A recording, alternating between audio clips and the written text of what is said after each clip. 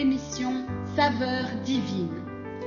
Cette bonne nouvelle du royaume sera prêchée dans le monde entier pour servir de témoignage à toutes les nations.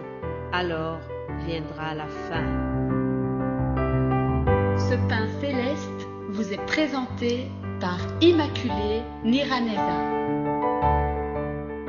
Shalom, shalom, mes bien-aimés de Dieu qui écoutent cette émission Saveurs divines. Que la paix de notre Seigneur soit avec vous. Je vous salue chaleureusement au nom de Jésus-Christ. Partout où vous êtes, dans les quatre coins du monde, soyez vraiment les bienvenus à l'écoute de cette émission. Je remercie le Seigneur parce que je suis vraiment convaincu qu'il est au contrôle de cette œuvre. C'est lui qui l'a commencé et il va la perfectionner chaque fois. Je bénis vraiment le Seigneur parce que il a répondu à ma prière. Vous savez, la saveur divine est donnée dans les autres langues et pour les autres branches, il y a chaque fois plusieurs prédicateurs. Cependant, pour la branche française, il n'y a que moi qui donne donc les messages. Alors je bénis le Seigneur parce qu'il a élargi mon espace. Alléluia. Il a élargi mon espace par le fait que mon frère Vito est venu aussi partager les messages. Vous l'avez entendu 2 fois et il continuera à nous partager aussi la parole de Dieu au travers Saveurs divines. Que Dieu le bénisse abondamment et que Dieu continue vraiment de surveiller, continue d'être à la tête de cette œuvre. Oui, chers amis, nous voulons être une équipe. Nous travaillons main dans la main pour servir le Seigneur, pour servir le royaume de Dieu.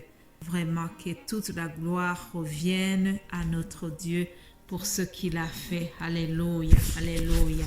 Alors vous savez que cette semaine, nous parlons de cette exhortation que l'apôtre Paul a donnée à Timothée en lui demandant de ranimer la flamme du don de Dieu qui est en lui. Oui, chers amis, nous devons toujours ranimer la flamme de Dieu. D'ailleurs, la Bible nous dit dans Romains 12, 11, il est écrit: ayez du zèle et non de la paresse. Ayez du zèle et non de la paresse. Soyez fervents d'esprit. Servez le Seigneur. En servant le Seigneur, nous devons avoir du zèle et éviter la paresse. C'est ça, être toujours passionné de l'œuvre de Dieu que nous faisons. Nous devons faire attention au refroidissement spirituel. En effet, chers amis, le refroidissement spirituel, c'est un danger contre lequel la Bible nous met en garde. Ah oui, nous devons faire attention. Vous savez, nous vivons une époque où beaucoup de personnes sont découragées et n'ont pas envie de faire vraiment beaucoup de choses pour le Seigneur. Un jour, quelqu'un m'a avoué en disant: tu sais, moi, depuis le Covid et depuis qu'il y a eu le confinement et que je devais suivre le culte en ligne, depuis lors, je n'ai plus beaucoup envie de me lever le matin, me préparer pour aller à l'église. Chaque fois, je me dis: pourquoi est-ce que dois-je faire autant d'efforts alors que en suivant les cultes en ligne, je serai aussi béni? Mais c'est faux, chers amis. Nous devons aussi être avec les frères et sœurs, se réunir en présentiel, parce que lorsqu'on est ensemble, c'est là où le Seigneur envoie la bénédiction. Nous sommes plus bénis en étant réunis. Alléluia. Alors, attention vraiment à ce danger qui est né du Covid et qui a tendance à refroidir les gens et les amener dans la paresse.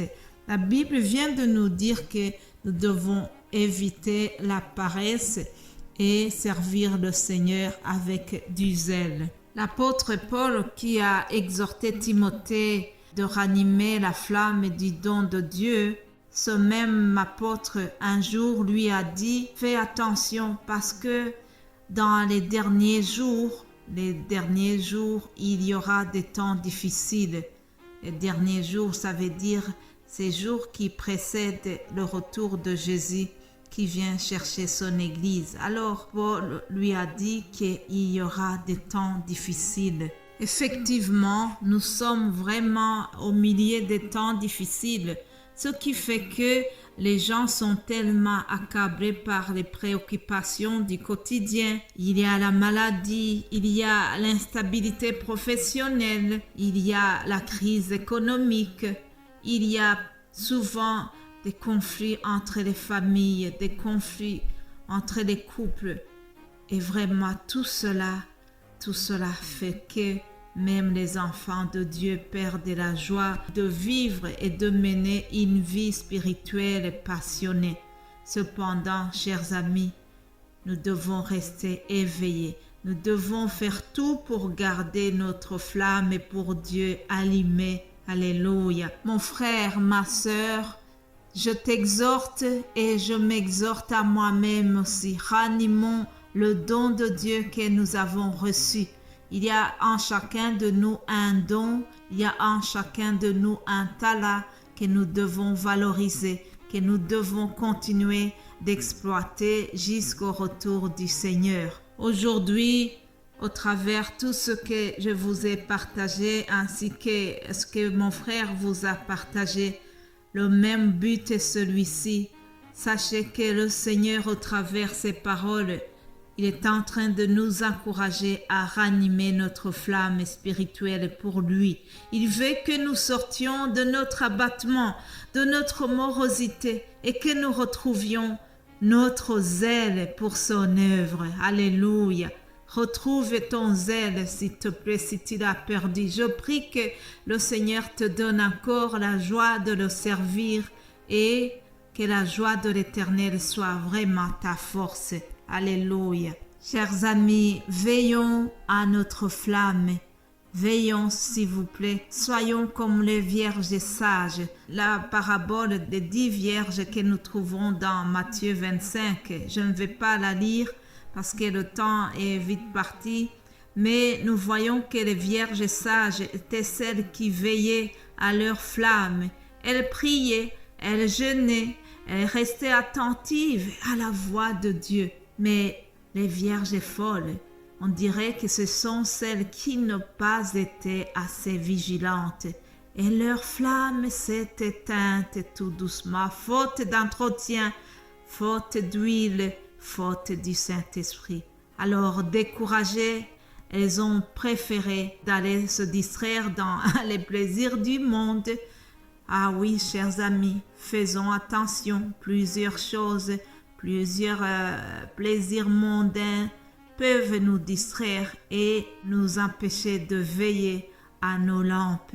Alors, la parabole nous dit que lorsque le maître est revenu, il a bien accueilli les vierges sages ont accueilli le maître et il les a félicitées. Alléluia, il les a félicitées.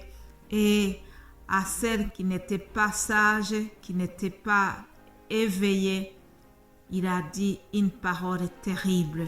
Matthieu 25, 11, je lis juste la fin de cette parabole où les vierges folles disent « Seigneur, Seigneur, ouvre-nous » Mais il répondit « Je vous le dis en vérité, je ne vous connais pas, je ne vous connais pas. » Quelle triste déclaration, chers amis.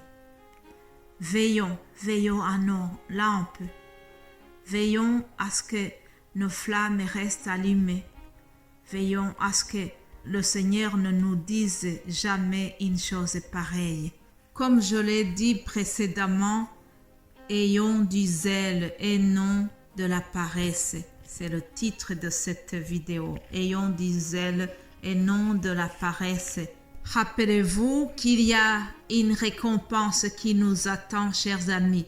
Apocalypse 22, 12, Jésus lui dit lui-même, « Voici, je viens bientôt et ma rétribution est avec moi pour rendre à chacun selon son œuvre. » Alléluia. Que Dieu vous bénisse abondamment. Nous allons avoir une récompense et chacun en aura selon son œuvre. Soyez bénis au nom de Jésus. Amen.